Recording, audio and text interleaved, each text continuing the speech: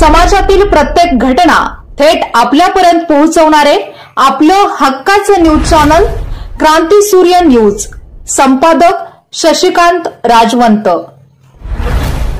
चोरीच्या उद्देशाने आलेल्या संशयितांना नागरिकांनी बेदम चोप देत पोलिसांच्या ताब्यात दिल्याची घटना शनिवारी घडली असून रात्री उशिरापर्यंत पोलिसांनी शेत शिवारांमध्ये शोध मोहीम सुरू ठेवली होती।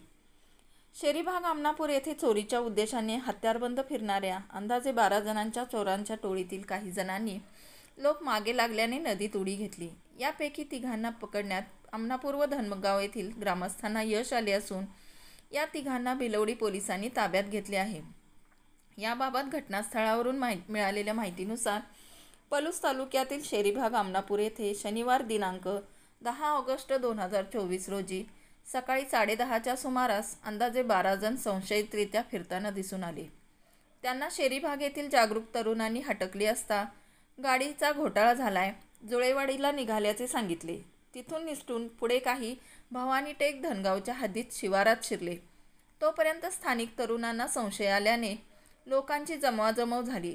जमावाने शेताकडे धाव घेतल्यावर काहींनी शेताकडे पळ काढला तर 3घांनी वाहत्या कृष्णा नदीच्या पाण्यात उड्या घेतल्या। यावेळी त्यांची बॅग नागरिकांच्या हाती लागली। त्यामध्ये हत्यारे, कटावणे, फडकी, कपडे, डोळ्यांसाठी होल असणाऱ्या कानटोप्या अशा वस्तूंवरून हे चोरच असल्याचे नागरिकांच्या लक्षात आले। काही तरुण तोपर्यंत मोटारसायकलवरून नदीपलीकडे पोहोचले। भिलवडी पोलिसांनाही नागरिकांनी पाचारण केले। 3 चोर पाण्यातून वर येताच तरुणांची चोरांबरोबर जोरदार झटापट झाली। मात्र तरुणांनी 3घांना शिताफीने पकडून भिलवडी पोलिसांच्या ताब्यात दिले। पलूस पोलिसांनी शेरीभाग येथे धाव घेत चौकशी सुरू केली आहे। 23 जुलैला मध्यरात्री 2च्या सुमारास शेरीभाग आमनापूर येथील अंकुश पाटील यांच्या घरातील तब्बल 17 तोळे दागिन्यांवर चोरांनी दरोडा टाकला होता। तसेच अनुगडेवाडीतही घरफोडी केली होती। तेव्हापासून सर्वत्र तरुणांनी गस्त घालायला सुरू केली होती। या काळात काही गावात रात्रीच्या वेळी काही संशयित दिसल्याचेही चर्चा होती। त्यामुळे तरुणाई अधिक सतर्क झाली होती।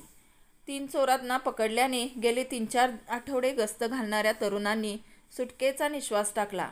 मात्र लवकरात लवकर उर्वरित टोळीला पोलिसांनी ताब्यात घ्यावे यासाठी शेरीभाग व धनगाव येथील ग्रामस्थ आक्रमक झाले असून भिलवडी पोलिसांनी विविध अंगांनी तपास सुरू केला असून रात्री उशिरापर्यंत शेत शिवारांमध्ये शोध मोहीम सुरू होती।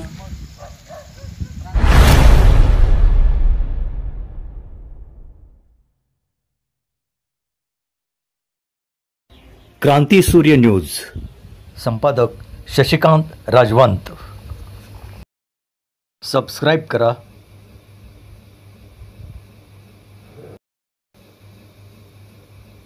बेल आयकॉनला क्लिक करा आणि लाईक करायला विसरू नका।